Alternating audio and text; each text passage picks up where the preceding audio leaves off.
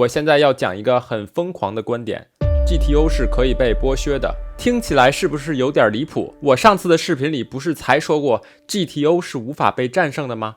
对，那是因为你只听到了一半。先听我说完 ，GTO 其实是一种理想状态，但是在现实中，你的对手永远不可能做到100%的 GTO。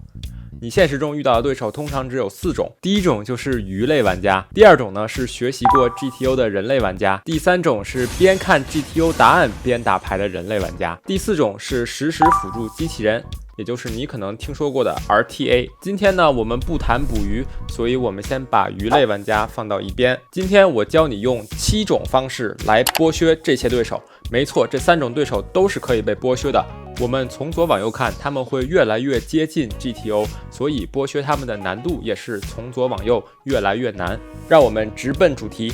1、剥削 GTO 玩家的过度简化策略。很多学 GTO 玩家会在番后犯的错误就是他们会在 GTO 没有全范围下注的牌面全范围下注，他们已经偏离了 GTO， 所以我们面对全范围下注的人，我们的对抗方式就是加注 raise 更多。举一个例子，我们在大盲面对庄位单次加注底池，翻牌是 A82 彩虹，如果 button 位这个玩家是全范围下注 33% 的话，我们的加注频率要从 10% 提升到 20%， 我们几乎已经开始加注绝大部分的带后门概念的牌，比如说 J10、90，带后门的6、7，还有卡顺的4、5。然后如果我们中了一对8呢，我们也会去高频率的加注。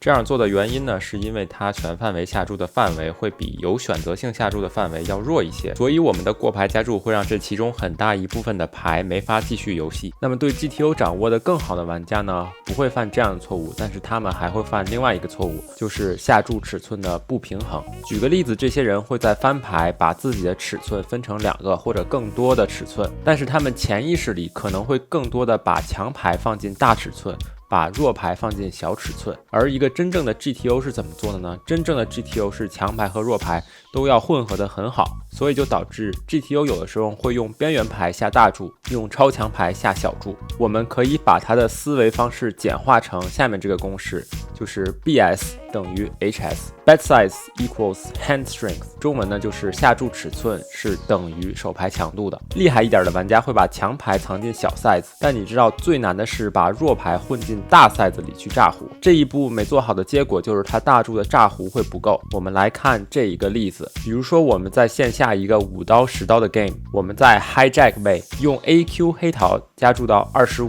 小盲呢一个玩的非常好非常近似 GTO 的玩家3 bet 到110，我们跟注，2个人后手都是100个大盲，翻牌是 KQ5， 这个时候我们的对手延续下注了170，大概是一个 75% 的尺寸。这个时候小盲的玩家经常会犯这种混合错误，他会用 AA Ace King King Queen 和 5X 去下注 75%， 然后他的 Set King Jack King 10 Queen X 和被盖帽的小对子会下注 25%。 尽管他挑选的炸胡组合都是正确的，他们的混合错误让他这个75的大注变得不平衡了。所以我们的 AQ 面对一个纯 GTO 应该是一个100%的跟注，但是面对这个玩家的策略，我们应该直接在翻牌上面盖牌。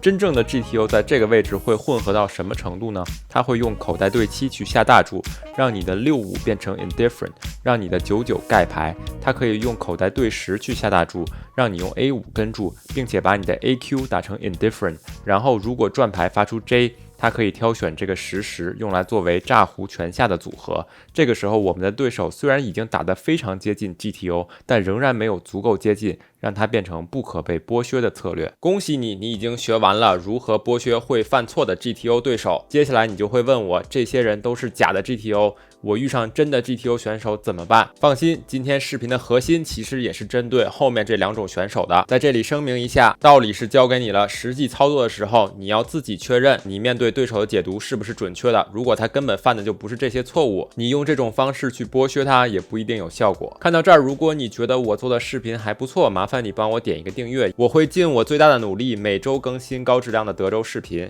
你的支持就是我最大的动力。接下来我们来看不会犯错的对手。如果你打牌的时候面对的对手都是这样的对手的时候，我问问你，人明显是在作弊，你跟他们打牌究竟是为了什么？回答我 ！Look in my eyes, tell me Why baby why？ 好，下面教你怎么剥削这两种选手。首先，我们要攻击 Solver 答案有限的尺寸，比如说经典的庄卫对大盲，我们开池一般都是用 Solver 2.5个 BB， 但如果我们改变策略，加注到3 BB 的时候呢，会怎么样呢？完蛋！这个时候它没有答案了，其实因为 Solver 的尺寸就是答案里的那几个尺寸。大盲面对庄卫开池 2.5 BB 和大盲面对庄卫开池3 BB 用的肯定不能是一套范围，但是他们没有面对3 BB 范围的答案，你一变招他就懵了。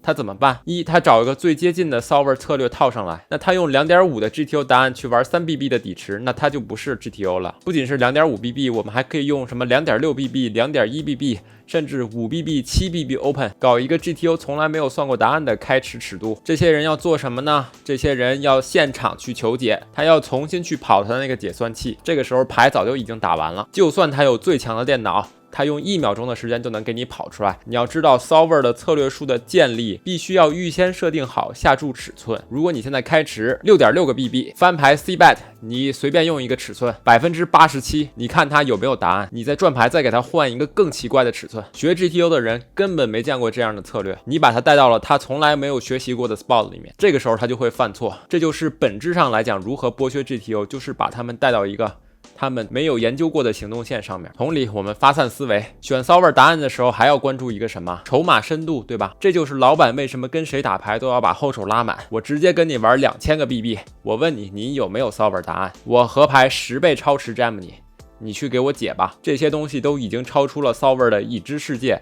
他没有表格看了，开始只能用自己的经验瞎猜或者套用最近的答案。只要他们开始猜了或者开始估算，那他这个行动就必定不是 GTO， 那我们就能够剥削他们了。刚才教你了玩弄自己的尺寸，玩弄 GTO， 玩弄那些看 GTO 答案的人。下一种剥削他们的方式是什么呢？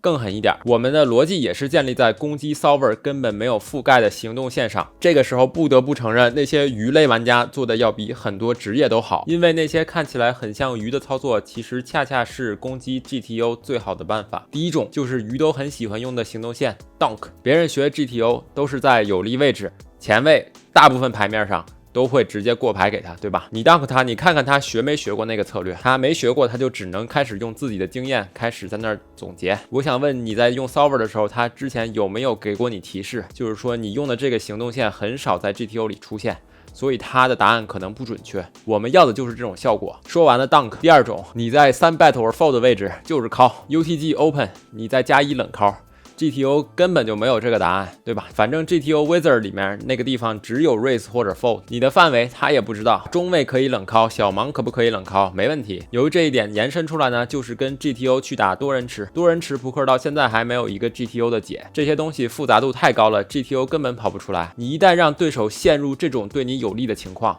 对手很可能就只能原形毕露了。第六招，使用场上的其他信息。就算是工程师编出来的德州机器人，他们打牌的时候都会有马脚。很多工程师编写机器人的时候，并没有注意一个机器人在运算这个节点的时间。如果你打得让这个机器人难受了，这个机器人会花更多的时间演算，所以你就去关注这些时间马脚。人类 GTO 牌手也一样。如果他在别的地方平衡的不好的话，那他也不是纯 GTO。举个例子，这个电影 Rounders 赌王之王里面的这个 Teddy KGB， 你现在就假设他是一个纯 GTO 牌手，但是他每次有牌的时候 all in 都会去吃他那个奥利奥，扭一扭，舔一舔，泡一泡。你如果看他 all in 的时候吃奥利奥，你就把你的牌盖给他，对吧？这就是你在剥削他。因为他的策略虽然是完美的，但是他的马脚透露了其他的信息，是这些额外的信息让你有了博弈优势。第7点，如何剥削这样的玩家，就是举报。遇到这样的玩家，最好的方式还是不要跟他们打牌。如果呢没法避免，那你就去找平台。好了，这一期视频我们深入浅出的讲了剥削 GTO 的思路。剪视频实在是太难了，我从早上10点剪到夜里1点，还剪了2天，所以我后面的用词可能比较粗糙，但是话糙理不糙，思路大体上是没有问题的。